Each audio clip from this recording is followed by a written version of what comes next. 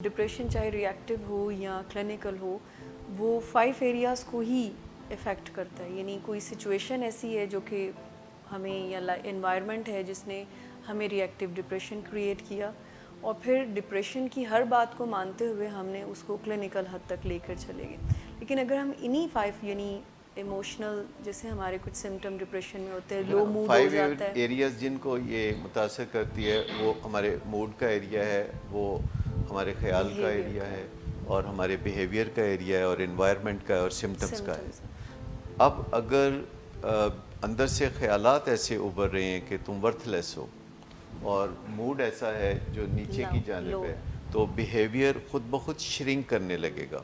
तो हमें इन 5 एरियाज़ को, जो सीबीटी का के अज्जा हैं, उनको देखते हुए हमें देखना पड़ेगा कि कि किस पे 5 में पहले से किस पे काम कर पहले सकते हैं हम। काम कर सकते। तो उसमें सिम्टम्स जो हैं डिप्रेशन के, सबसे पहले अगर ज़रूरत पड़े तो हम अद्वियात के ज़रिए या ग़िज़ा में तब्दीली के ज़रिए या काउंसलिंग के ज़रिए उस में तब्दीली लाने की जैसे कोशिश सर करें। आप एक्टिविटी की बात कर रहे हैं, तो इसमें वो बिहेवियर आप ऐड करते हैं ना, कि आप बजाय ये कि आइसोलेट होने के आप अपने डेली एक्टिविटीज़ कर रहे हैं, तो इससे आपके सिम्टम्स भी इम्प्रूव होते हैं। हाँ, उस वो जो वक्त कंफर्ट जोन ये महसूस होता है कि हम विड्रॉ कर जाएं और हम लोगों को फेस ना करें, और हम थके हुए हैं, हम आराम करें, जी और जब हम थकावट उतार लेंगे तो फिर हम आगे बढ़ के लोगों से मिल लेंगे।